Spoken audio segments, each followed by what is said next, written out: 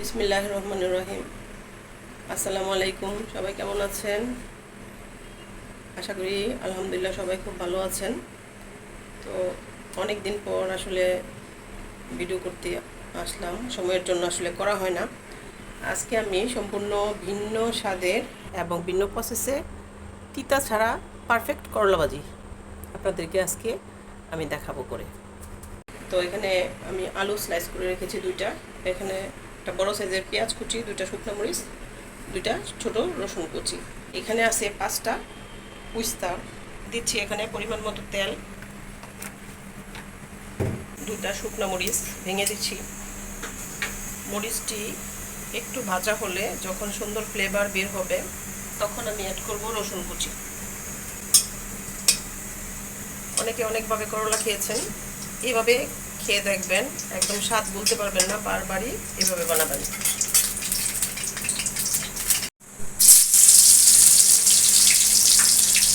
তো মরিচগুলি একটু ভাজা হয়েছে, সুন্দর একটা স্মেল বের হয়েছে। এখন আমি রসুন কুচি দিয়ে দিলাম। রসুনগুলি আমি একটু ব্রাউন করে ভেজে নেব। তো হালকা ব্রাউন হয়ে গিয়েছে, এখন আমি আলুগুলি একদম ব্রাউন করে ভেজে নেব।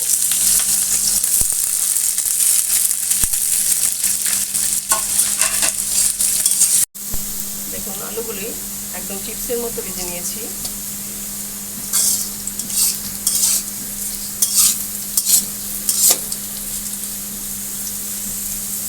এখন আমরা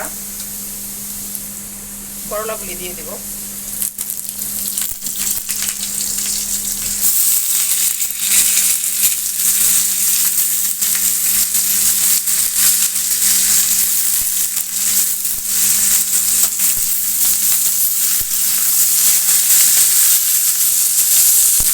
করলাগুলি আমি ঢেকে দিব না, কালারটা একদমই সবুজ থাকবে। ঢেকে দিলে কালারটা আসলে নষ্ট হয়ে যায়। আপনারা যদি সবুজ রেখে পারফেক্টভাবে করলা ভাজি দিতে চান তাহলে এইভাবে ট্রাই করবেন। এই পর্যায়ে দিয়ে দিব পরিমাণ মতো লবণ।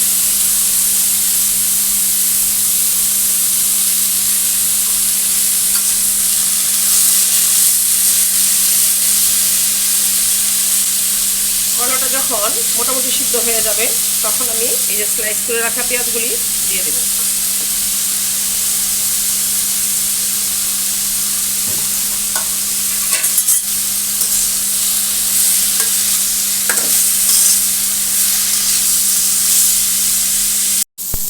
তো তৈরি হয়ে গেল করলা ভাজি। দেখেন কালারটা কত সুন্দর। এখন পরিবেশন করব।